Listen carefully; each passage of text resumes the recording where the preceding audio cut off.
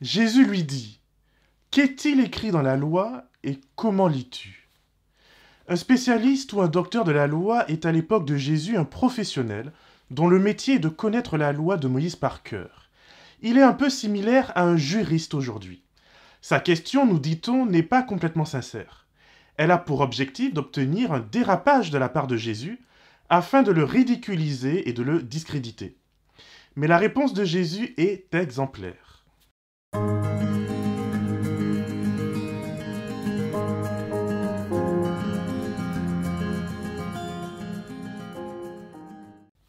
Jésus fait de l'herméneutique, c'est-à-dire de l'interprétation. Dans sa première question, qu'est-il écrit dans la loi? Jésus invite son interlocuteur à l'observation. Nous avons souvent tendance à répondre des choses en mode automatique, sans toutefois prendre le temps d'une observation attentive du texte. Que dit-il vraiment? Qui est-il écrit? La deuxième question est tout aussi importante. Elle est indissociable de la première. Comment lis-tu? Voilà comment on interprète. On établit premièrement les faits du texte, puis on établit la compréhension qu'on en a. J'observe que Jésus ne dit pas comment faut-il lire ou comment Moïse l'a-t-il lu. Jésus demande comment toi tu lis le texte, comment toi tu le comprends. Cette interaction entre Jésus et ce spécialiste de la loi que l'on retrouve dans Luc 10, les versets 25 à 37, est important à plus d'un titre. Je trouve que cette histoire illustre très bien les problématiques que nous rencontrons encore aujourd'hui. Premièrement, nous ne sommes pas toujours sûrs de ce qui est marqué et pourtant, nous semblons tous avoir une opinion. Deuxièmement, nous faisons souvent passer notre opinion comme étant la seule et bonne compréhension, en se cachant derrière des extraits, souvent sortis de leur contexte, de personnages qui font autorité dans notre milieu religieux. Pour nous les adventistes, c'est souvent Ellen White. Troisièmement, et c'est ce que l'on retrouve au verset 29, lorsque la réponse ne nous satisfait pas, on passe souvent en mode polémique théologique afin de justifier et de motiver une attaque encore plus vicieuse. En réalité, la conversation aurait pu s'arrêter au verset 28. En effet, la réponse du docteur de la loi est la bonne. Jésus et lui sont d'accord sur le fait du texte. Ils diffèrent cependant sur la compréhension du fait, sur sa portée et sur son application. Dans Luc 10, verset 27, il est écrit « Tu aimeras le Seigneur ton Dieu de tout ton cœur, de toute ton âme et de toute ta force, de toute ton intelligence, et tu aimeras ton prochain comme toi-même. » Nous pourrions nous aussi nous arrêter là. Et en écoutant l'invitation de Jésus à mettre cela en pratique, nous pourrions nous aussi avoir la vie éternelle en mode no stress. Le débat théologique soulevé par ce professionnel de la Bible est encore d'actualité, particulièrement au sein des adventistes du 7e jour. Moi qui aime bien le combat, non, je veux dire le débat théologique, enfin bon, l'échange quoi. Jésus m'enseigne à moi l'humilité en faisant un tour de maître. Jésus utilise les méthodes narratives de son temps pour pouvoir amener son interlocuteur à une réflexion, à une position en accord avec une bonne interprétation. Il était courant chez les rabbins d'enseigner grâce à des paraboles comportant 3 exemples. Sur ces 3 exemples, les 2 premiers sont ceux qu'il ne fallait pas suivre. Le 3e, celui qu'il faut suivre. Afin de présenter l'universalité du bien et du salut en Christ, Jésus emploie les codes de son temps, c'est-à-dire les moyens par lesquels les informations sont véhiculées et les valeurs transmises. Je peux m'imaginer ce face-à-face, la foule autour, suspendue aux paroles de Jésus, et le choc sur les visages des trop purs pour être bons, lorsque la première personne mentionnée par Jésus s'avère être un prêtre, puis la deuxième, un lévite, ceux-là même censés être au summum de la religiosité d'Israël. Eux, ils sont présentés non pas comme des exemples, mais comme ceux qu'il ne faut pas suivre. Jésus sait ce qu'il fait. La foule sait ce qu'il fait. Le docteur de la loi sait ce qu'il fait. Et là, stupeur. Qui va donc être cette 3e personne? L'exemple à suivre.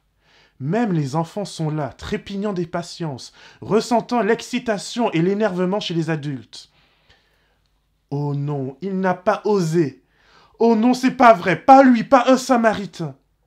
Lui qui ne reconnaît pas la Bible juive, lui qui n'adore pas Jérusalem, lui dont la religion bâtarde est mélangée avec celle des nations païennes, cet œcuménisant, cette sale bête, bref, je pense qu'on a compris.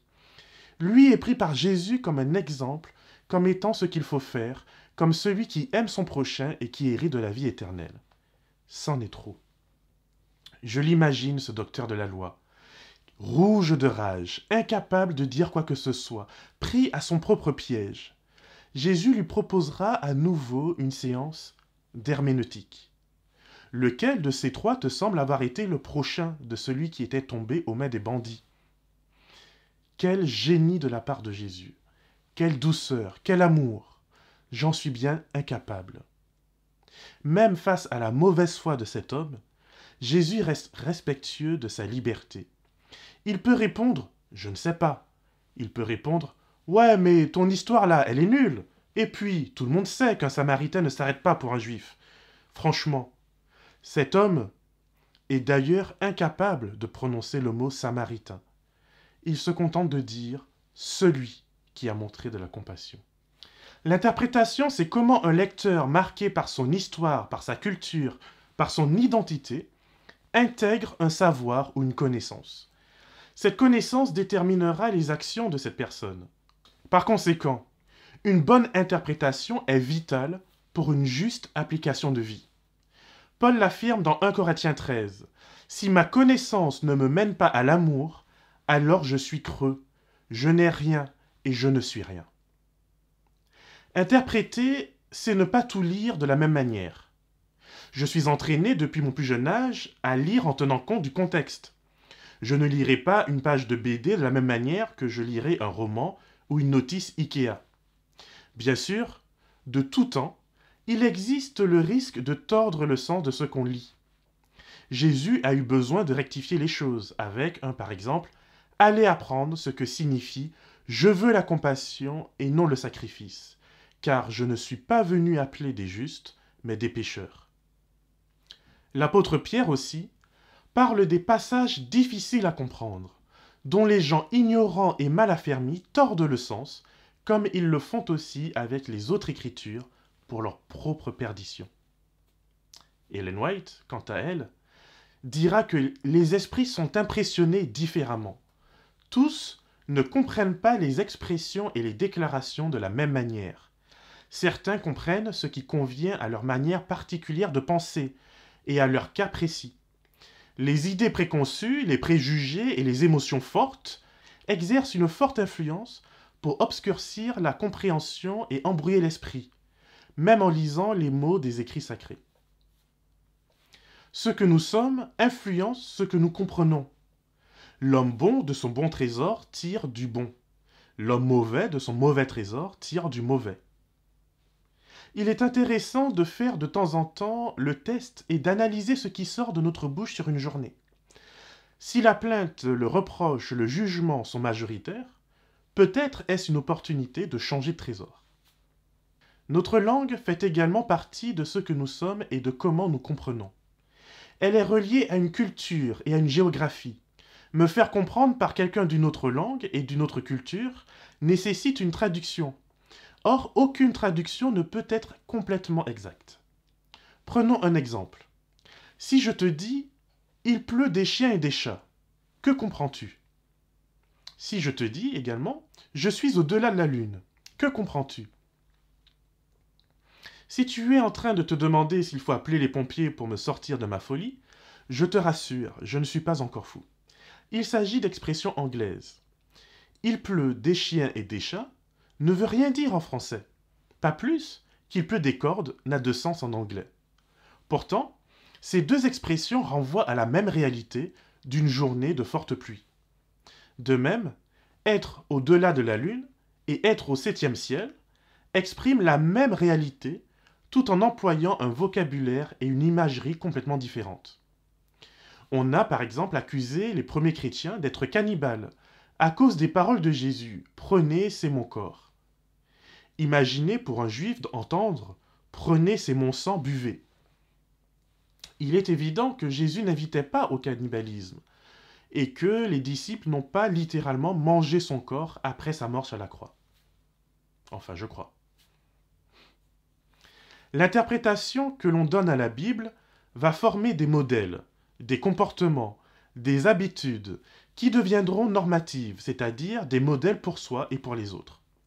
De ces normes, on crée des dogmes, des credos ou des doctrines qui vont par la suite forger une tradition religieuse que l'on peut appeler une dénomination. Dans la pensée des premiers adventistes, on devrait toujours remettre en question ces credos, les étudier afin de se les approprier et, si nécessaire, les revoir. Nous devrions nous interdire de penser que la vérité est une chose que nous possédons, que les fondements essentiels de notre foi sont compris et que cette connaissance suffit. Au contraire, la vérité est mouvement. Revisiter une doctrine, une compréhension, ce n'est pas manquer de foi, au contraire. C'est avoir suffisamment de foi dans le Dieu des vivants. C'est lui faire assez confiance pour qu'il nous guide encore aujourd'hui. C'est là que la notion de révélation progressive prend tout son sens.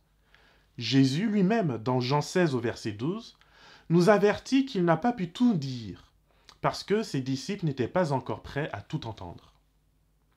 Le livre des Actes nous informe que les apôtres étaient assidus dans l'étude et la redécouverte du texte biblique, au point de refuser de servir aux tables. Pourtant, ils ont vécu 3 ans avec Jésus et ont reçu l'Esprit Saint comme personne avant eux ou après eux n'ont reçu. Pierre, dans sa première lettre au chapitre 1 et verset 10, parle de ces prophètes qui ont fait des textes inspirés l'objet de leur recherche et de leur investigation.